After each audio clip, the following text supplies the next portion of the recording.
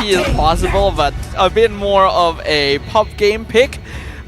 Ooh, Lunox is going to be mid lane for INSILIO. Yeah, that's what I thought. That's what I thought. I think INSILIO still remembers. As the rest of this series will have no bearing on who moves on into the grand finals.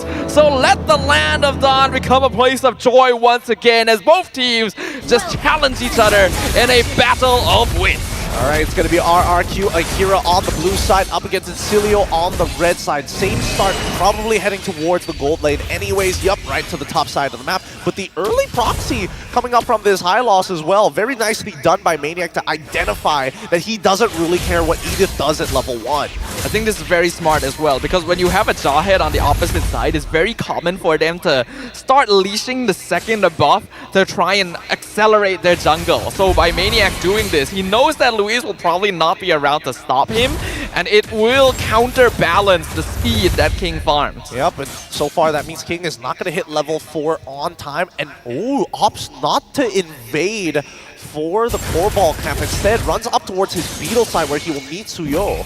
Justinian's already here, both junglers at level 3. King starts the battle. Justinian taking a lot of damage. Being able to chunk out Justinian this early is also pretty good. I mean, they pulled it back to their level, right? Their level of tempo. Both junglers are at equal level at this point in time. Both hitting in level 4 exactly at the same time as well. The only slight advantage I would expect to be seeing is probably from Reaper and as well as Sagan, right? The slight EXP lead coming from stealing away that one camp. King, though, gonna have his eyes on Don't. I get the feeling Don't knows the possibility that he is around, but it's gonna be difficult for him to position anyway. Not able to flicker out of the Ogi Shadow kill, but not quite enough damage from King to finish him off either. They're still alive for the time being here. And ooh, a good Luis using that ejector. It looks like the potions haven't been popped down. They still want to make sure that the ejector can potentially save lives, if not grief them. We all know the possibility of that in our pubs games. But with the first turtle up, both junglers still can be matching each other in pace. Just gonna be taking these final buffs before they commit to it. Oh, they're just waiting for the right amount of, waiting for the right time here. Both junglers, at least for King, it looks like he's positioning himself to actually try and take this away. He's going to hit level 5 first. I don't know if he wants to get his purple buff real quick, but at this point, Justinian knows which side of the map that he's already started on, and probably recognizes that he will go for his purple before touching the turtle. Yeah, both junglers gonna go for the more economy route, not trying to take the turtle at level 5, instead shifting to the buff and hitting level 6 first. So the game state being slowed down a little bit, which I think is quite good for INSILIO, since with an Edith and Jawhead on the opposite side, Akira's early game is pretty scary. See how this plays out, right? Because again, they don't necessarily have to fight for this turtle. They see the turtle spot, and now look at that. He's heading towards the top side. King trying to set up for a potential dive here. But Lovely already rotating up just to make sure that Don't doesn't get targeted again. So RRQ AKIRA still sticking to a more farm-oriented pathing, which I don't really like when you have setup heroes like Jawhead and Edith. Yeah, and I think that Jawhead eventually will fall off. So, oh, there we go. That's what we want to see. Yes, I looked at Luis and saw, hey, wait a minute, where's the green little dot? I'm like, I don't see him on the map using his unstoppable force anytime soon. And finally, first blood already coming through. Literally right after we said it as well. Being able to catch out Lovely in between rotations to the gold lane, gonna be pretty nice, but not actually that valuable since it is the roamer on the side of INSILIO. At the same time, Lovely, he needs to make sure that the Shunpo is up if he's targeted by the unstoppable force. Having anti-CC is a powerful tool, but if you mistime it, you could lose everything. Yeah, absolutely. Jawhead can be a two-pronged spear here, depending on how well he is played. It's a hero that has already found some success in the wildcard so far, but isn't actually the most popular pick due to how quickly he does fall off once you get to the mid to late game. Agreed. I do think that right now, Luis should be hovering towards the top side of the map, right? Every single time he has that unstoppable force available, he should probably be forcing it onto Don't to guarantee his battle spell. If not, and that's that was close. Yep, unstoppable force actually gonna miss on Lovely. Good flicker timing, but battle spell gone on Cho. That's fine. Just means that if Cho is eating the ult, that means Don't can survive and just keep playing his lane.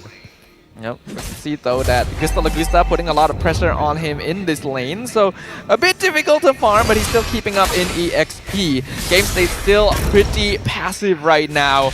Neither team looking for engagements. Tekashi gets the onward on Lovely, but not gonna commit. Louise, though, forces out the Brilliance at least. Yep, Louise not going to be targeted by Maniac. Glorious Pathway comes out, has to flicker out of air. RRQ Akira with the instant reversal. Brilliance stolen by Sagan, so he's not able to get the kick in from a Lovely. Both teams doing a good job of responding right now. Turtle at 50%, unstoppable force on Maniac, throws him back into the rest of RRQ Akira, but he still has Revitalized, so he's just tanking all of it. Primal Wrath comes out, Justinian gets the Turtle. Maniac still surviving, but gets terrified. Ogi Shadow Kill. Sagan finally puts the nail in the coffin. Huh, interesting choice of target priority there. Very interesting choice. Oh, he misses his tap skill too on Louise. What? Unfortunate. That could have been a really great trade kill coming in from INSILIO's side. Don't worry, this is what we do expect from INSILIO, especially for the early stages of this game.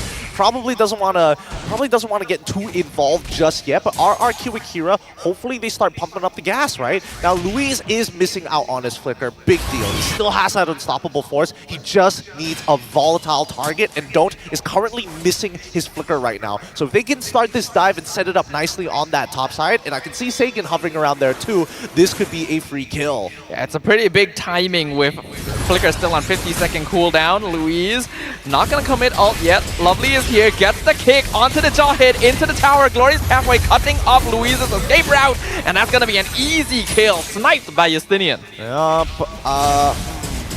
Interesting. Louise unable to get his ult off in time, and Don't positioning very, very well. He did initially trigger the activation for the crossbow attack, but Gusta did not have any minions to work with, so going underneath that tower, he didn't want to take any shots, especially with potentially trading his life away later down the line.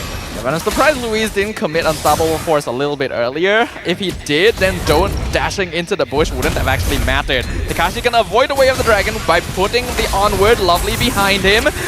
Crossbow of Tang is available. Ejector gonna throw Maniac back towards Gusta. Pops the Revitalize, but he's not gonna be able to live for much longer. Here comes the Brilliance, just to zone him away. A beautiful flicker wave the dragon onto Tekashi, throws him back in, but Justinian has been picked off in the backline with the Ogi Shadow Kill. Double kill for the Hayabusa, and Sagan picks up the killing spree on Reaper. And that's what you want to see from RRQ Akira. The initial engagement seemed a little funky there, but INSILIO tried to take advantage of the opportunity. Luckily, the reinforcements came in time to find this counter engage, and King specifically getting into that backline, utilizing the extra distance he can get from his quad shadows by using the wall of the turtle pit. These are all little micro mechanics you learn when you've played enough of a hero. But this is a kind of similar issue to game number 1, where RRQ Akira did have more momentum in the early game. Especially with a draft like this, it is expected that they would be more comfortable taking team fights. INSILIO still going to be focusing on scaling. I think as of right now, RRQ Akira are making less mistakes. I think their target acquisition is a little funky at times, but the execution seems to be going well, right? A 3.4K for now. Let's see how long they maintain this. They're going to try and contest orange buffs. Sagan makes his presence known, but Justinian still able to take it away. RRQ, this is a much more balanced game state for them. Yeah, and maybe for INSILIO, is there a way out? Can they find... I mean, Lovely can go for some kicks. I think it might just be worth kicking Louise to a certain degree here. Oh, Unstoppable Force onto Lovely. Avoids it with the Shunpo. RRQ Akira are pretty deep, but INSILIO not quite ready to fight yet. Justinian's coming in. Tower being targeted by Gusta. Glorious Pathway comes out. INSILIO now chasing Louise down, but getting terrified. Onward, going to miss with the Earth Shatter. Brilliance as well. Not doing much poke damage. And now, King waiting for the ultimate opportunity. Picks off Reaper with the Yogi Shadow Kill. Huge opportunity there. Nicely done by RRQ Akira. Again, bait your opponents out, let them utilize their abilities, and then go for the big kicker at the very end. King currently at level 13. He's a level ahead of Justinian, and he's at a pretty big power spike in his build. He opted to go for a Malefic Roar early on as a more cost-efficient item compared to the BOD to get that bit of oomph that you want to see pre 10 minutes. And we know how scary a high booster can be once he has those kills under his belt. King now in a very comfortable position, and a 5k net worth lead for RRQ Akira in 10 minutes means that they are looking way better compared to game number 1. Well, actually quite a significant amount of gold. I thought it was just one level, but he's also 1.2k ahead of his opponent in Justinian so far. Looking at the rest of these items as well, we do see the Gleaming Gen and a couple of components being utilized by Maniac, but he finally finishes that Dominance Ice to reduce the amount of health that this Wanmon is going to be getting back. Now RRQ Akira grouping up on the Lord. INSILIO knows that they're not going to be able to contest this, so they go for some macro play instead. Get the bot tier 1. Shouldn't be too hard for them to defend against this, but RRQ Akira, now is the time to step on the gas. Yeah, I think that RRQ Akira, now that they're playing a composition that's very heavy on their ult, at the very least now their tempo is much better compared to game number 1. I think a lot of their pressure is off their shoulders, and this 5.1k lead is looking real nice for them. Yep, looking really good in fact. The pressure off their shoulders now means that RRQ Akira can play a lot more similarly to their usual style. It may be a bit late, but at this stage you may as well put it all on the stage since they're not going to be moving on. Yeah, for now, we haven't seen too many hard engages just yet. They're just playing the technical side, focusing on the macro, focusing on structural damage against INSILIO to create an economic lead. If they can break the holy barriers early, that would be nice, but Lovely is going to try his best, but he won't take too much damage here. That's the barrier down, and they still have a big siege minion ready to go. I think that Takashi was thinking about flickering there for half a second. Luckily, RRQ, they decide to call it off. I think they're calling it off for now. Looks like INSILIO should be able to defend this as we expected. They are able to run back out, but you can see the poke damage coming in from RRQ Akira. Their presence is pretty oppressive. How oppressive can it get, right? Because again, they're pushed all the way back to the inhibitors, but no inhibitors are falling. With all the barriers down, at this point, it might be... Are they willing to take a 50-50, try and get a pick off here? I think that the smarter option is probably not to, and considering that RRQ Akira, they've only got a 5.8k lead, which is pretty significant, but a large part of it is coming in from both King as well as Sagan.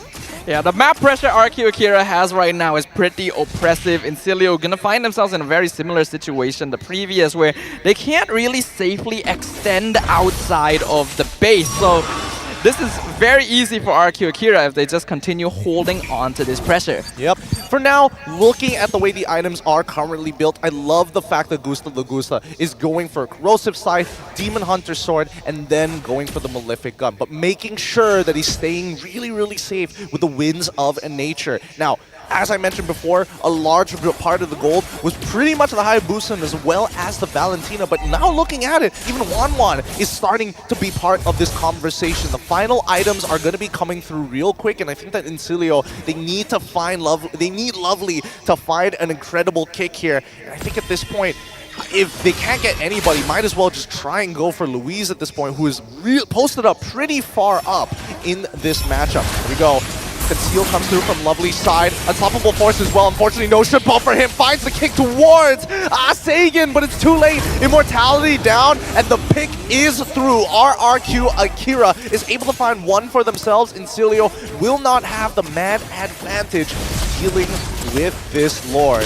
It's going to be a slow build up here from this point onwards, but at least we look down towards the bottom side of the map and not going to be wasting any time. He needs to get to his own max build, if not a Winds of Nature. Despite throwing the SOD, will not be able to steal the Lord.